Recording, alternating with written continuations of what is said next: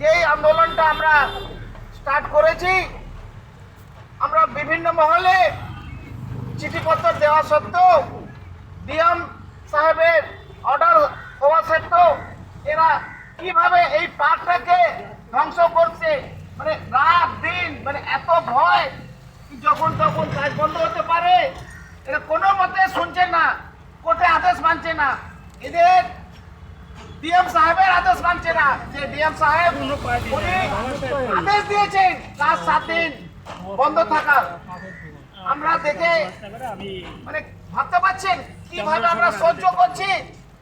এই আমাদের এই বাবা সাহেব নামে পার্ক কিভাবে ধ্বংস করে দিল। আপনারা উঠে দাঁড়াবেন না, আপনারা সবাই চুপ থাকবেন। বন্ধুগণ, এই চুপ থেকে যা তা করে যাচ্ছে দমদম পৌরসভা। এবার দোকান পাট করার জন্য কিভাবে জেবিসি লাগিয়ে, মেশিন লাগিয়ে পুরো পার্কটা ধ্বংস করে দিল। কে বলবে? কোথায় সে বৃদ্ধা বৃদ্ধি বাচ্চারা বসবে? এদের সাহসটা দেখুন।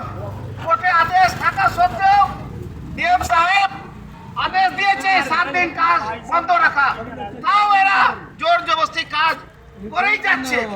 আমাদের বলা সত্ত্বেও এরা কোনো মতে এই পার্কটা কি করবে, কার জন্য এটা হচ্ছে?